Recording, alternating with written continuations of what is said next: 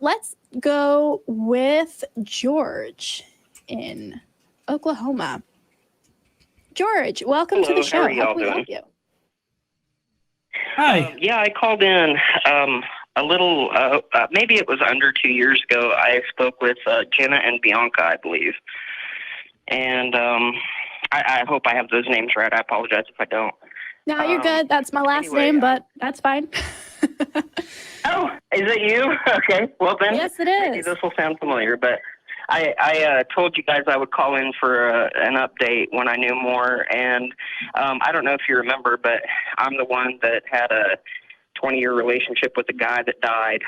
I do remember you. Dude, yeah, it's been it's been a long time, but I do. Yeah, totally. It's almost been 2 years, yes.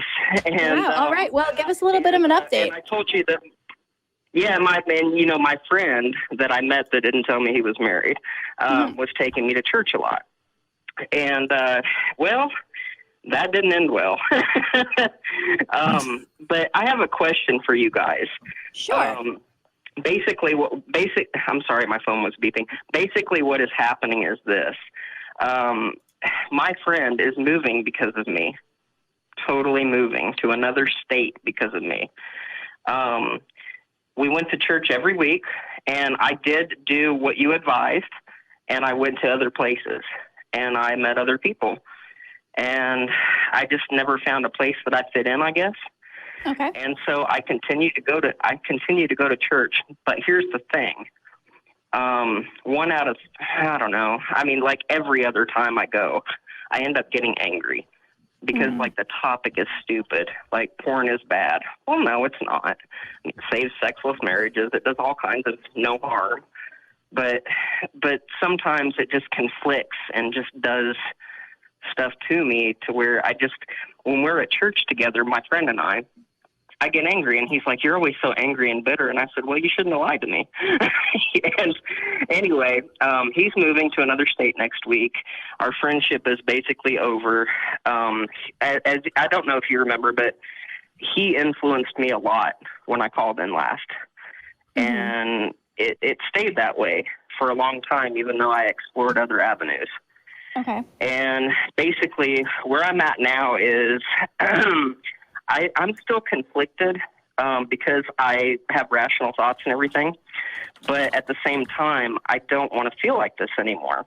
And I have to comment on Billy from Texas before, because if you haven't heard ABBA, you should listen to Dancing Queen. Or did I get that wrong? I'm sorry. I was okay. So what's your question for us? My question for you is, in your experience, both of you, do you find it easy to maintain friendships with believers, like who are super into believing? And if so, I mean, has it affected you?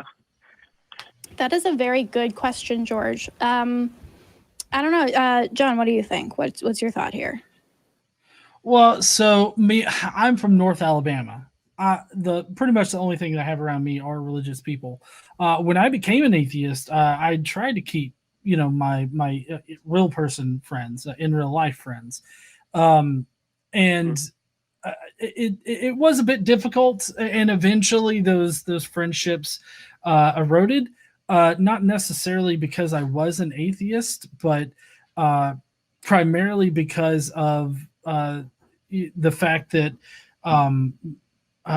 they were just kind of being a bit of an asshole about it. But I think that under the right understandings between you two, you can definitely come to a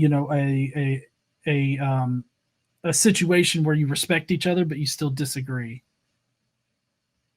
I understand that. I have let my anger get out of control to the point that I've almost outed him. And I don't want that. I really don't. And I've been through this before with my previous partner. I mean, we were outed, my previous partner and I. So I know what that feels like, but I feel like he has damaged me so much. And I don't know if you remember on this call the last time, but it was like he was the only person that I was talking to, and this is the only activity that I have, going to church, doing this, doing that. And I mean, and I like the energy from it and all, but I have questions and I have serious doubts. And I think that after I called you guys, I started to ask questions to him. Mm-hmm. And I think that was the beginning of the end, was because he couldn't answer. And I mean, that's okay, you know, because I mean, ultimately he decided that this is his life and he's going to do this. I respect that. But I got so angry that I almost outed this guy. And now I feel awful about it. But at the same time, it's like, okay, well, morality, it makes you think about that. You know, does God do that? I mean, does society do that? I think the latter is the case. We're a civilized society. We learned right from wrong, and God doesn't have to be present to have that. And I'm willing to accept that. But I do still struggle because I don't know if you remember, but well, actually, no, because it hadn't happened yet. My mother died since then. Oh, I'm sorry to hear that. After she died, yeah, I lost a partner, then my mom, then a couple of dogs, and it's like, okay, either God is testing me or, well, things are just really coincidental and I was born late in life and all that. But it makes you, when you have a lot of loss in your life, I think you really start to examine what you believe is real and what isn't. Yeah. And what your belief system is. George? And I don't remember, in the last call, I told you that I go through this about every 10 years. Yeah, I think I remember that. George, I think my feedback for you, and apologies for kind of cutting in here, but we are getting short on time. No, please. My feedback for you, based on the conversation that we're having and my memories of your past call, is if you have friends who align with you on important moral things, ethically and morally, and find different motivations for that, yeah, you can probably be pretty good friends with them. If they value you as a person and respect your own autonomy and your individuality and your right to ask questions, even if they don't have answers, and even if it might get a little tense sometimes, sure, you can have friends like that too. I don't see a need to draw that line. My concern here is that a lot of what you're saying is making me think that maybe these aren't good people for you to be around, not because any one person is bad, but because you've talked multiple times in this call about being angry. You're angry with this friend of yours. You're angry when you go to this church, even though you find some community there, it still makes you angry every other time.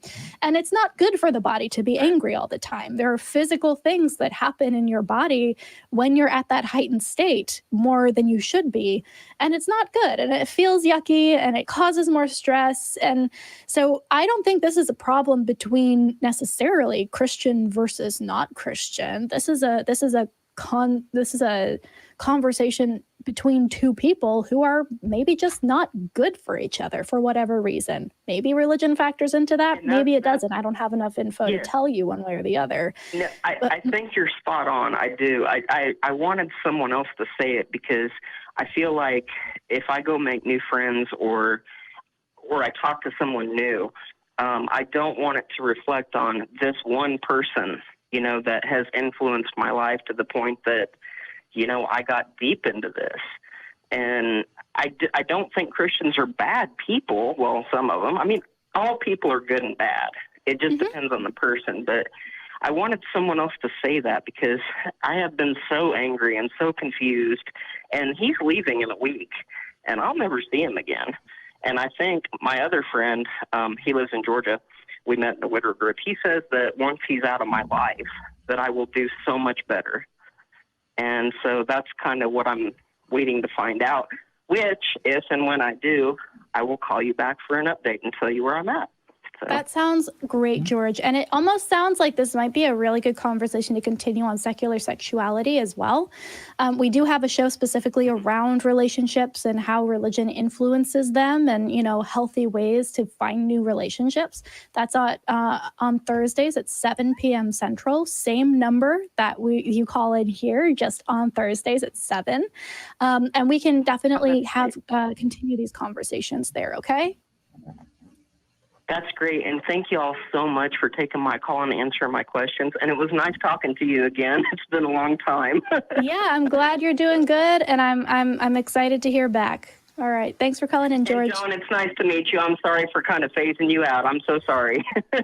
No. You're perfectly fine. I'm sorry I couldn't give you more, but we really appreciate you calling It's in. okay. I felt bad. I didn't want to be like, oh, well, I didn't talk to him. So, but I appreciate both of you, and thank you so much. And you guys enjoy the rest of your day.